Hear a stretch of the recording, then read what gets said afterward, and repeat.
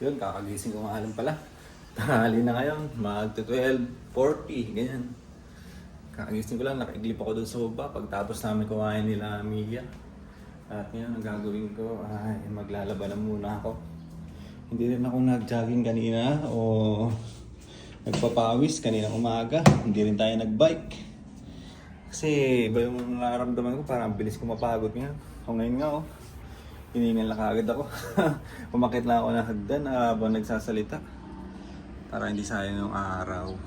Diba? Alas 12. Salang natin to.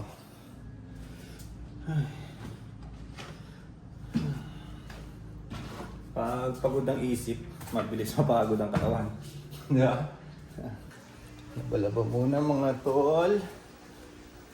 At linis-linis lang ng konti. At least gumagalaw pa rin kahit day off, di ba?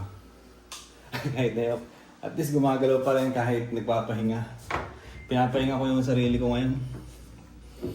At iniglip ko nga kanina eh. Tapos nagising ako ng alas 7 kanina umaga, tinulog ko ulit. Nagising na naman ako ng alas 9, tapos kumain na kami noon. Tapos yun, nahiga ako doon. Salang ko muna to.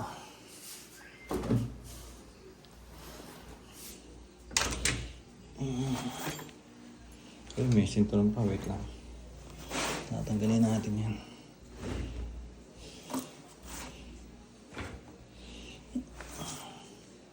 Marami pala. Tanggalin ko lang yung sinturon doon. Si Mia pala, pag naglalaba daw, isa't kalahati daw na ganito. Yung nilalagay niya. Isang ganito, tapos kalahati pa. Parang dami na yung isa.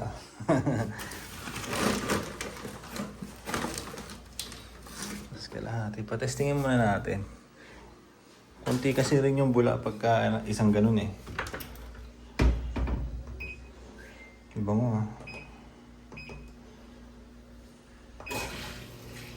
Yan. Labalaba muna tayo. Kung makapaglinis ba ako, hindi ko alam eh. Hindi ko masabi. At parang nasa ano na naman yung system ng katawan ko. Parang gusto niya magpahinga lang. Ganun. So, mamaya siguro magdidilig-dilig na lang ako sa labas, saka sa taas. Ganun na lang. Kung maglilinis man ako, baka magwawalis lang. At meron din pala akong patayaan ng ending ngayon, kaya meron din tayong asikasuhin. So, ito. Ang tawag dito, ilan pa to? 1, 2, 3, 4. Apat pa yung bakante. Hindi lang masyadong makita eh. Pero may pataya ako ng ending. Mamaya yung laban yan. Tingnan natin yung... Ito yung ano ko eh, pagka ganito. Nahalo-halo ko na lang muna siya. Pag may tubig na yan, katulad yan, namuo, di ba? Baka hindi matunaw eh. Uy, sing-sing natin. Teka lang.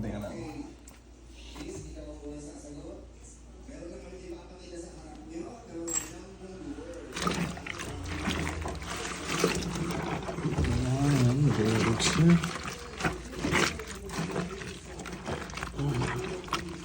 Mabula siya pala sa kalahati. Ayos. Ang bango pa.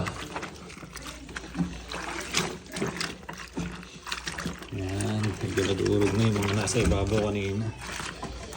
At iikot na to maya-maya.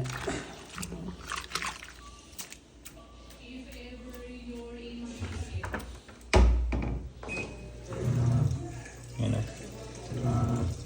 Bula siya. Ayos. Ayusin ko lang tong isang hassle ko. Ayan o. Kukumputin ko lang yung mga numbers na yan. Konti lang naman eh. So, yun. Compute. Let's go!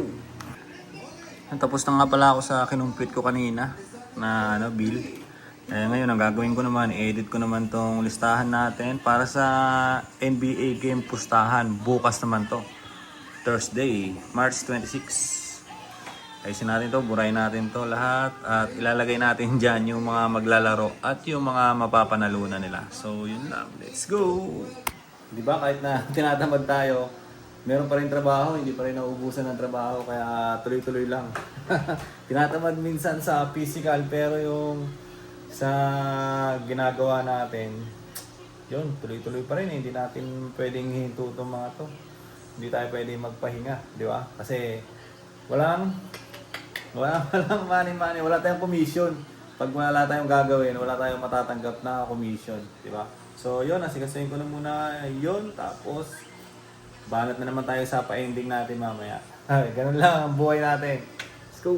So yun mga tol, at ito na-edit ko na yung maglalaro para bukas. NBA Games. Yan. NBA Games, pustahan. Sa mga gusto lang naman na pumusta, di ba? Ganun lang. Sa akin naman, hindi naman sa pilitan to. Basta ako, isa to sa side hustle ko na nakakakuha tayo ng commission dito pagka meron bettors na gustong tumaya sa kahit anong team na yan. So pag meron, edi thanks God. Pagka wala, okay lang din. Bukas, post na naman ulit. Ganun lang, lagi ko lang tong pinopost. Lagi ko lang inaayos yung ano ngayon. Lagi ko lang inaayos yung mga maglalaro. So ito bukas, may oras na rin yan. Kung anong team ang tatayaan mo. Kunwari, ito naglalaban, Bulls versus 76ers. So ang pupustahan mo is Bulls. Kaya Bulls ka. Bulls ka. So ang 1K mo, pag tumaya ka sa Bulls, ay magiging 2K. So 1K win 2K, kasama na yung puhunan dyan. Ayun, no? Sa baba yan nakalagay. Note, kasama puhunan sa win. So, kung magkano yung ibibet mo, kung magkano yung mapapanalunan, kasama yun doon. Katulad nito, kunwari, 4K yung mapapanalunan mo. So, ang balik niyan, 4K. Pero kasi nagkasi ka ng 1K. So, bali 3K yung panalo mo. Parang ganun lang siya. Diba? Pagka 1K, magiging 2K, ganun yun. So, ito, 1K win 9K. Ibig sabihin, pag ito tinayaan mo at nanalo to, 8K ang panalo mo, di ba? Kasi magpapasok ka ng 1K o itataya mo yung 1K, siyempre ikakasi mo sa akin yan, di ba? Parang ako yung middleman. Ganun lang, middleman tayo dito. So, yung 1K, sesend mo sa akin. Tapos, pag nanalo ka, sesendan kita ng 9K ngayon. Di ba? Ganun lang, balikatan lang. Bigayan lang ng bigayan. Ganun. Pagka nanalo, mas maganda. Kasi, pag nanalo ang bettors, mas maganda kasi minsan mayroong mga bettors na galante. Kahit 300, 200, nagbibigay sila. Malaking bagay na yon, pambili natin ng ulam, di ba? Para pang survive na rin.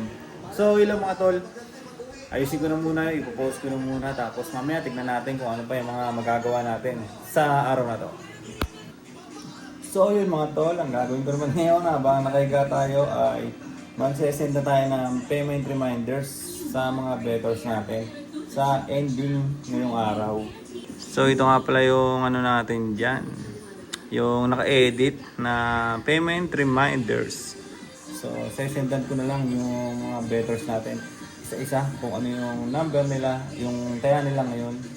So, yun muna. Asikasuhin ko muna to pa konti-konti, di ba? May mga natatapos tayo ng mga trabaho. Habang nakasalang yung labahan natin doon. Tapos, pagtapos na ito, magsasampay siguro. Tapos magsampay, magdidilig, maliligo. Tapos, laban na ito mamaya. Ganun lang. Alang balita. 4 minutes. So, ano na yan? Spin-spin na yan na ganyan. Ay! Bumagsak yung pinto sa taas. Lakas. Humangin siguro. Ayun, sabi ko na sa marado mag-isa eh. Ito. Medyo malakas nga ang hangin ngayon. Kaya naman, di ba? Medyo relaxing pagka ganito. Nakabukas lang din yung dito sa kwarto. Yung bintana. Para mapapasukan ng hangin yung kwarto, hindi lang puro amoy ng aircon, di ba? Ay, Lord, thank you po Lord sa pang-araw-araw. At binibigyan niyo ako ng lakas. Kita niyo naman, di ba, yung view natin. Dito medyo malilim dito. Doon, napakainit. Sakto, 4 minutes yung labahan natin. 4 minutes matatapos siya. Makakapagsampay tayo ng medyo may araw pa. Diba?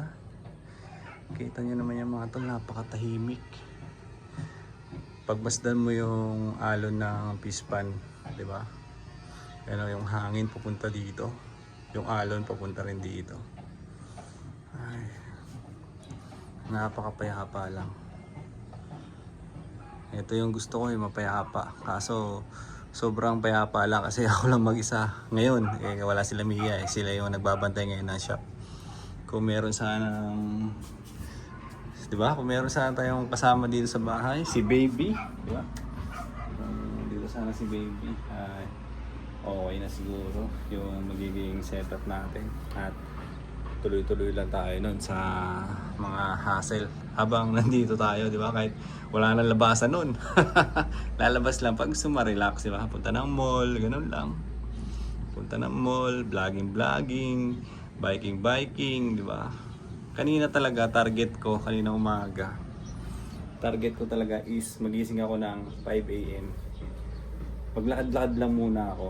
Kaso, yun nga, nauna sa akin yung katam. Diba? Nauna yung katamaran. At tinanggal ko yung alarm ko. Hindi ako nag-alarm. Nagising ako ng alas 7. Pagising ko ng alas 7, tinulugan ko na naman agad.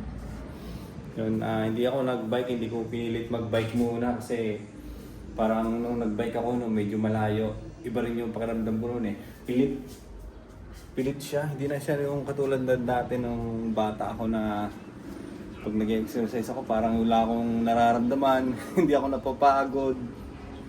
Ganon. So, naninibago lang yung katawan natin.